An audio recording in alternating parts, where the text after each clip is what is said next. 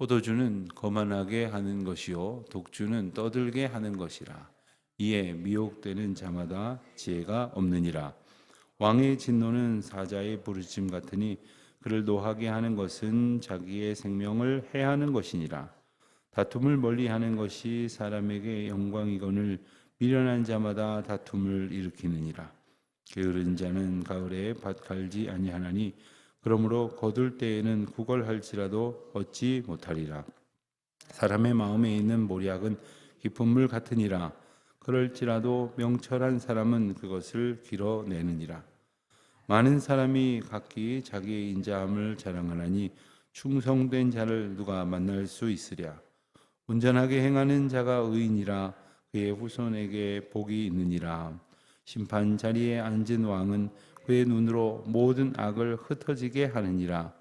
내가 내 마음을 정하게 하였다. 내 죄를 깨끗하게 하였다. 할 자가 누구냐? 한결같지 않은 저울추와 한결같지 않은 되는 다 여호와께서 미워하시느니라. 비록 아이라도 자기의 동작으로 자기 품행이 청결한 여부와 정직한 여부를 나타내느니라. 듣는 귀와 보는 눈은 다 여호와께서 지으신 것이니라. 너는 잠자기를 좋아하지 말라. 내가 빈궁하게 될까 두려우니라. 내 눈을 뜨라. 그리하면 양식이 족하리라. 물건을 사는 자가 좋지 못하다 하다가 돌아간 후에는 자랑하느니라. 아멘. 하나님 앞에 살아가는 우리는 하나님의 뜻을 기준 삼아서 모든 것을 판단하고 또 의지하고 그리고 그 길의 인도하심을 따라서 걸어가는 귀한 은총을 얻은 자들입니다. 그 길에서 벗어난 자는 하나님의 지혜에 합당하게 살지 못할 수밖에 없기에 잠언 말씀에서는 끊임없이 하나님의 인도하심 앞에서 얻는 지혜, 그 지혜에 합당한 삶이 무엇인지를 우리에게 교훈하고 계십니다. 오늘 말씀도 보니까 이러이런 사람은 지혜가 없느니라 했습니다. 1절을 보면 포도주는 거만하게 하는 것이요 독주는 떠들게 하는 것이라. 이에 미혹되는 자, 이러한 것들에 빠지는 자마다 지혜가 없다 했습니다. 포도주는 거만하게 한다고 했을 때의 이 거만하다는 뜻은 다른 사람을 조롱한다 이런 의미가 담겨져 있습니다. 거만하게 되어지는 것은 한마디로 다른 사람을 나처럼 귀하게 생각하는 그 어떤 생각의 기준이 작동하지 않는다는 것이죠. 상대방을 소중히 여긴다고는 생각이 분명히 갖춰져 있으면 어디 함부로 남을 조롱하는 거만한 행동을 하겠습니까마는 포도주에 독주에 취하고 보니까 빠지고 나니까 이런 행동을 한다는 겁니다. 에베소서 5장 말씀에서도 술 취하지 말라 이는 방탕한 것이니 오직 성령의 충만을 받으라 하셨죠. 술 취하는 것과 이 방탕한 것을 일치시키면서 성령의 충만을 대조하시는 것은 성령의 충만, 즉 하나님의 지혜로 가득한 자의 삶을 대조적으로 말씀하시기를 술에 취한 것처럼 뭔가에 빠져서 자기 자신을 건사하지 못하는 그런 상황을 묘사를 하신 것입니다. 그런 사람은 하나님이 주신 지혜대로, 즉 하나님이 세워주신 그러한 우리 가운데 세우신 하나님의 뜻대로 살아갈 수 없다는 것입니다. 주님의 뜻을 알기를 원하고 주님의 뜻대로 살겠다고 하고 주의 뜻대로 하나님께 영광과 기쁨이 되겠다고 말은 하면서 이렇게 정신없이 무언가에 꼭 술, 포도주나 독주처럼 그 알코올 도수가 높은 그 술만 이야기하는 것이 아닙니다. 무언가 하나님의 뜻에 합당하지 않은 것이 나의 생각과 정신을 완전히 사로잡아서 그리 막 나를 끌고 가도록 방치하지 말라는 말씀입니다. 2절을 보면 왕의 진노는 사자의 부르짖음 같다 했습니다. 그를 노하게 하는 것은 자기의 생명을 해하는 것이니라. 여러분, 사자가 앞에서 으르렁거리고 있는데 그런 행동을 하는 사람은 없을 것입니다. 그러나 만일 사자가 얼마나 무서운지를 모르거나 또 앞절에서 말한 것처럼 뭔가에 취해가지고 정신을 못 차리고 있는 사람이라면 이런 어리석은 행동을 할 것입니다. 우리 앞에 있는 왕의 참된 왕의 왕이신 만왕의 왕이신 여호와 하나님을 우리가 생각하고 묵상한다면 그 하나님 앞에서 어떠한 삶을, 행동을 그리고 말을 해야 하며 살아갈 것인가? 어떻게 살아가는 것은 자기의 생명을 해야 하는 것이나 마찬가지인데 우리가 과연 그런 지혜를 온전히 가지고 있는가에 관한 교훈의 말씀입니다. 3절을 보면 다툼을 멀리하는 것이 사람에게 영광이거늘 미련한 자마다 다툼을 일으키느니라. 다툼이라는 단어가 반복이 됩니다. 갈등, 분쟁을 말합니다. 여러분, 세상에 큰 영향을 주는 전쟁이나 내가 옆에 있는 사람과 다투는 것이나 사실 원리는 같습니다. 그런데 이 다툼이 벌어지는 것은 저마다의 욕심이 충돌하기 때문이죠.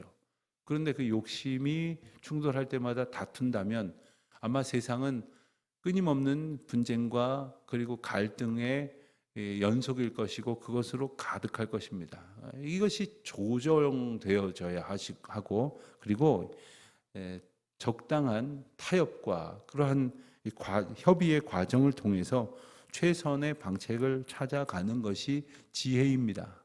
그 가운데에서 우리는 힘이 센 사람의 욕망대로 혹은 약삭 빠르고 뭔가를 조금 더 알고 있는 사람의 농간대로 그렇게 조정되어지는 것이 아니라 법과 질서, 무엇보다도 하나님의 백성인 우리는 하나님의 공의에 의해서 그 모든 것을 다툼을 이겨내는 방법으로 사용할 수 있습니다. 그럼에도 불구하고 다툼을 일으키는 사람은 그 하나님의 공의나 하나님께서 이 세상에 허락하신 이 질서의 범주를 벗어나는 자기 마음대로 살아가려는 사람은 미련한 사람이라고 말씀을 하십니다. 마태복음 5장에 나오는 팔복의 비유에서도 화평케 하는 자는 복이 있나니 저가 하나님의 아들이라 일컬음을 받을 것이라고 말씀을 하셨습니다. 여러분, 세상에는 흔히 우리가 그런 얘기하죠. 피스메이커가 있고 트러블 메이커가 있다. 교회에도 보면 꼭 그렇습니다. 교회에도 보면 어느 모임이든지 이분이 들어가면 정말 하하호호 즐겁고 사랑이 넘쳐나는 그런 모임이 있는 반면에 또 어떤 분이 있는 모임에는 그냥 사람이 쑥쑥 빠져나가고 그리고 다투고 갈등하고 바꿔달라고 하고 다른 그룹으로 가겠다고 하고 이런 분들이 생겨나기도 합니다. 우리는 어떤 존재인지, 그렇다면 우리가 다툼을 멀리하고 그리고 평화의 사도가 되기 위해서는 참된 평화의 왕으로 오신 예수 그리스도, 그분의 방법, 그리고 그분을 모시고 그분이 함께 자리하는 그러한 가정, 교회, 그런 공동체, 그런 모임, 그런 삶이 될 수 있도록 애써야 할 것이겠습니다.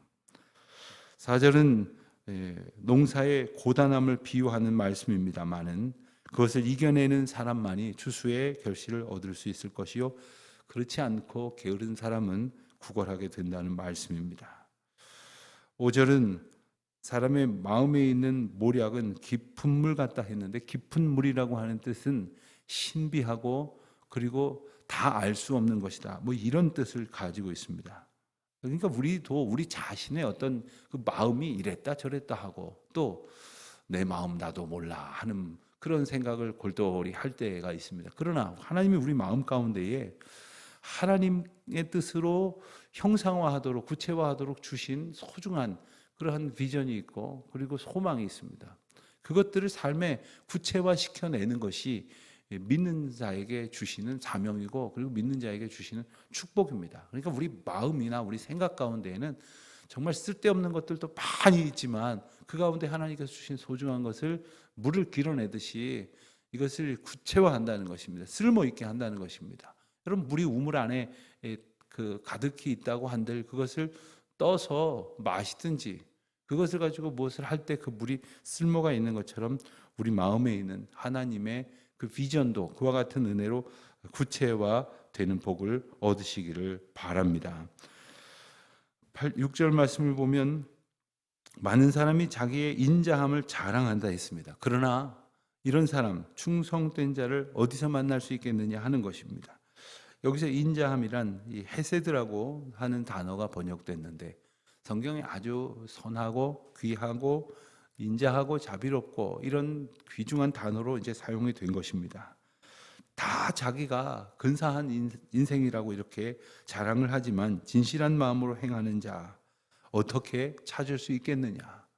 우리가 그와 같은 말로만이 아니라 그와 같은 행동이 마땅히 수반되는 그런 삶을 살아갈 수 있어야 할 것이겠습니다. 마찬가지로 9절에도 보면 내가 내 마음을 정하게 하였다. 내 죄를 깨끗하게 하였다. 이렇게 말할 자가 어디에 있느냐? 오직 우리를 깨끗하게 하실 분은 예수 그리스도시라는 사실을 십자가에 피 흘리시고 그리고 그 대가를 고스란히 치르심으로 우리를 구원하신 예수 그리스도의 은혜를 생각하지 않으면 다 자기가 잘나서 자기가 아주 정결하고 깨끗해서 이렇게 되었다고 스스로를 자랑하고 다른 사람 앞에 자기를 내세우는 그런 사람으로 서게 된다 하는 것입니다.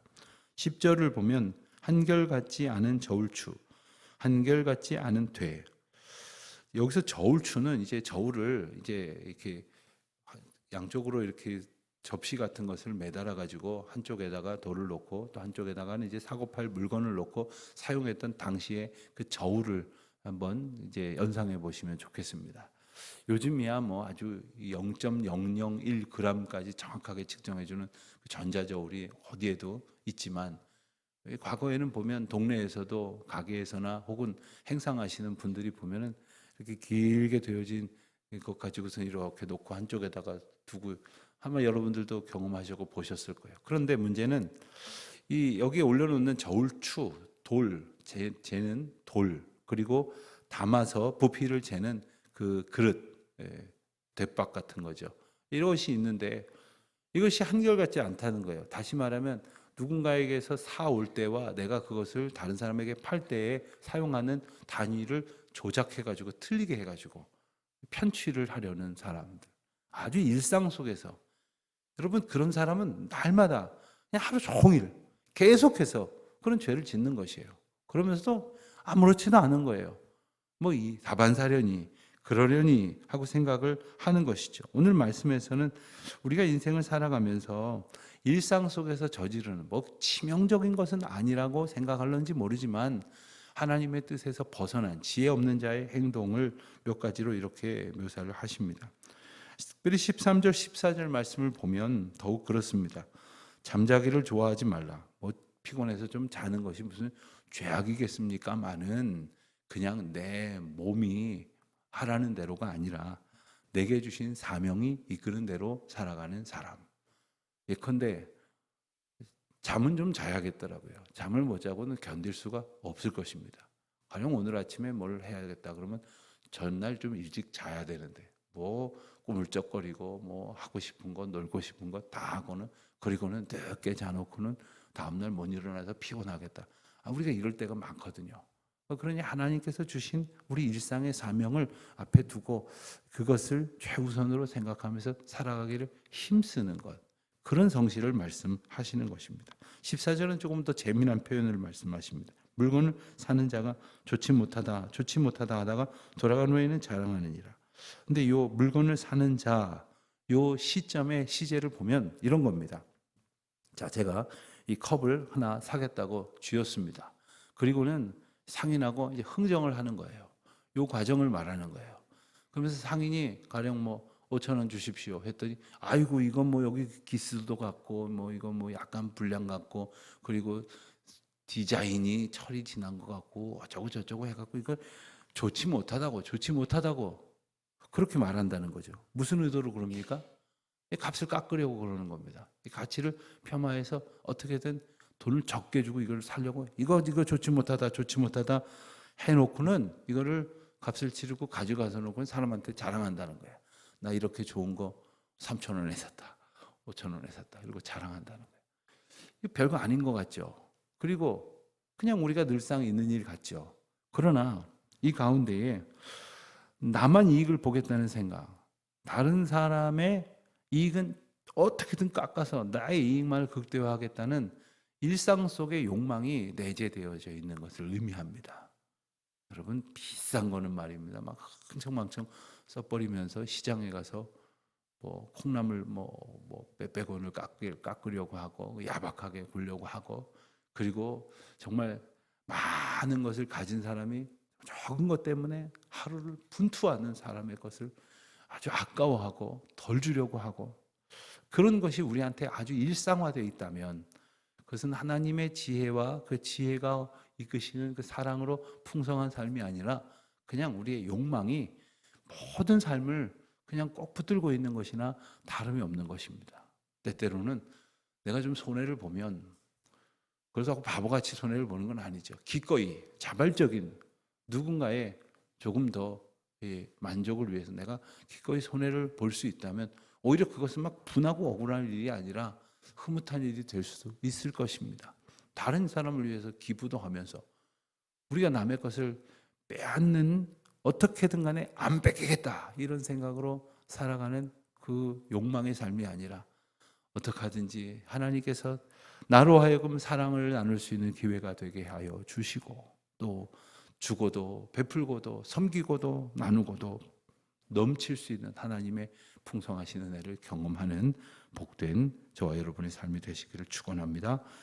하나님 아버지, 저희의 지혜 없음을 불쌍히 여기시고 주님의 마음, 주님의 뜻으로 가득히 채워져 하나님의 인도하시는 그 사랑 안에 거하는, 그 사랑으로 살아가는, 주님의 지혜로만 우리의 삶의 목적을 삼는 또한 하루가 되게 하여 주시옵소서. 예수님의 이름으로 기도드립니다. 아멘.